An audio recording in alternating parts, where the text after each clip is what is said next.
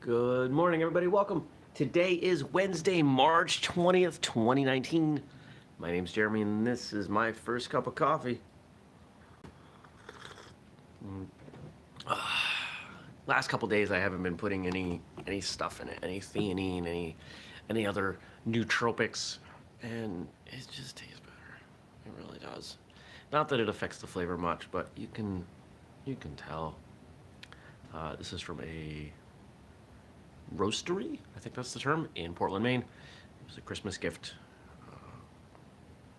It's called CBD, but there's no CBD in it. It's an acronym for something. Coffee by design, that's what it is. I don't know how I just pulled that out of nowhere with no coffee. Oh, so Wednesday. Uh, yesterday was a good day. Got a lot of work done. Had two interviews for the podcast.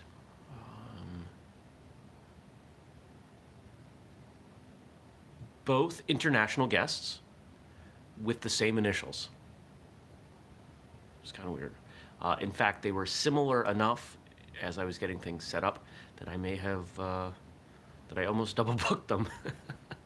But in the end, it was fine. So figured it all out. And then last night for dinner, I went out, met Master Gordon White, who's been on the show.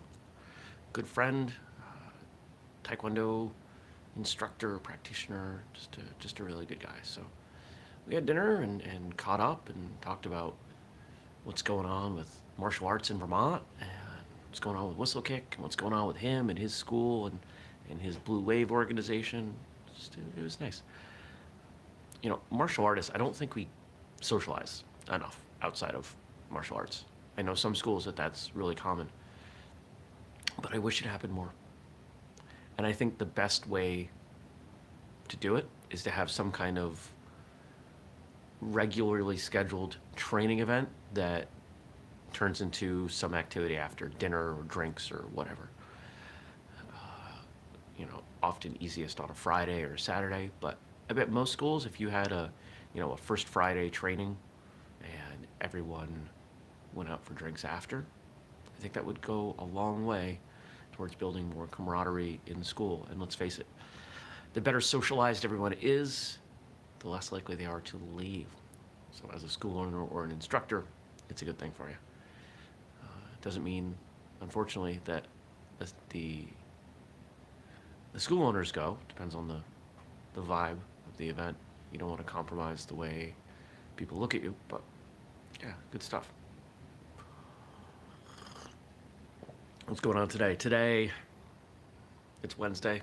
Wednesdays are probably my most boring day, other than having a conversation with a past guest about potentially being a future guest.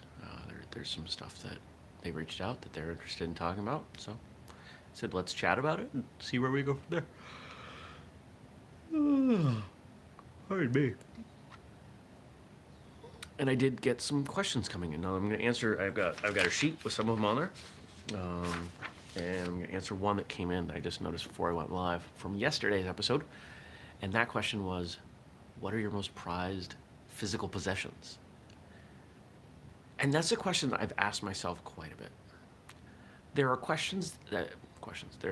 hold on. Does anyone remember the beginning of this show months ago when I used to drink like a whole cup of coffee because I couldn't form sentences? And now I barely drink the coffee because I'm talking to you. I have a lot of stuff. I do. There's I've got the warehouse with, there's a car and a motorcycle out there and a bunch of martial arts related stuff, and there's tools in out there in this garage, and there's a nice TV and martial arts weapons and my CD collection. And those things have use. But when I think about what is the most valuable thing, it is far and away my black belt.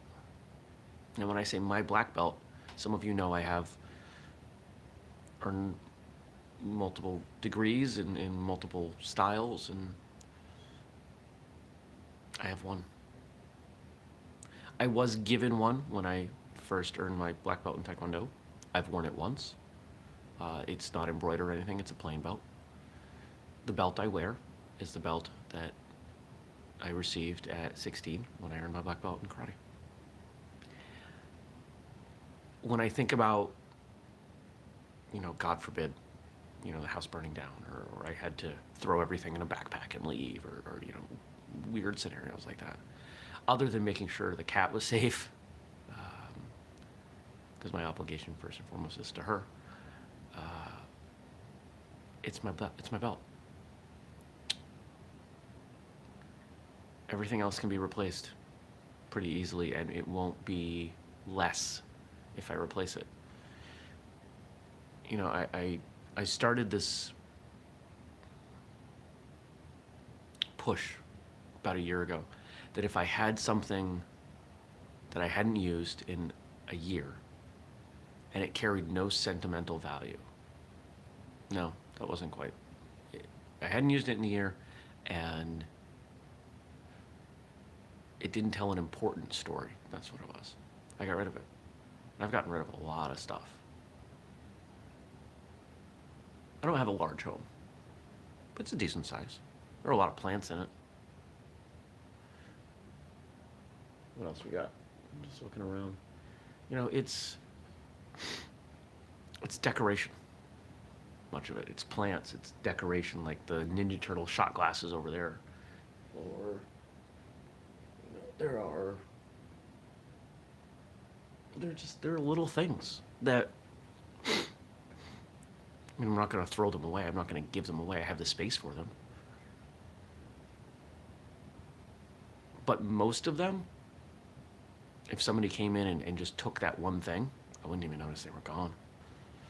That's probably another good way to determine if something's important.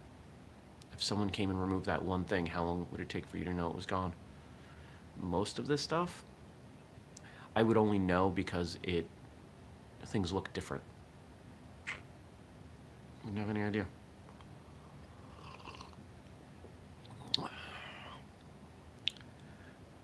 I have this fantasy might be too strong a word. I have this, we'll call it fantasy, of being able to fit everything in my car. Everything that I have in my car, and renting this very small apartment and just popping everything out and being that mobile. And I think that started the first time I took a cruise. I don't know if you've been on a cruise, but everything in that tiny little room has function, and I find it fascinating. And I think it would be an interesting exercise to scale down to things that were that portable. I mean, not the most comfortable, but you could have an inflatable chair and an inflatable bed. And instead of a TV, you could have a projector that plugged into a laptop and broadcast onto the wall. Project it. There we go. See, words. I really only need one gi, one martial arts uniform, my belt,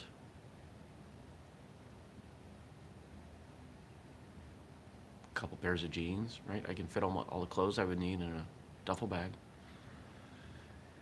And I toy with that idea. But I don't know why that resonates with me. I love my home. I love my friends. I love my life here. Doesn't mean that I want to just pick up and run away. But I think I want to be able to. I think there's a freedom in knowing I could, and right now I don't feel like I can. And I know I'm not alone in that. I've talked to others who have that same fantasy of being able to just pick up and go. And much of what I do with whistlekick, I could do that.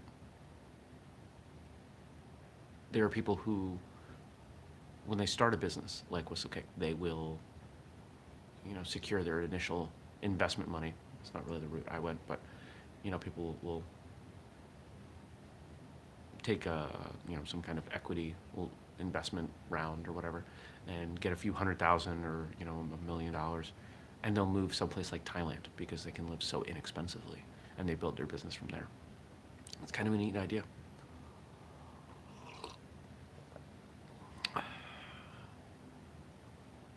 I wonder what. I'd love to hear from everyone what your most prized possession is. Comment below. If you're not watching on YouTube, maybe this is an opportunity for you to pop over to the YouTube channel and leave that comment. Because we do this show live every weekday, 6:30 a.m. Eastern on YouTube. And then afterwards, it goes out over podcast feeds and firstcupwithjeremy.com. If you don't want to comment about your most prized possession, I'd love to know some question that you'd like me to answer on a future episode. I still have two, saved up, because some of you are doing a great job. Oh, burpee. Some of you are doing a great job asking questions. And I don't know how you feel. I think the episodes go better when I have questions to answer. So, I hope you have a wonderful day.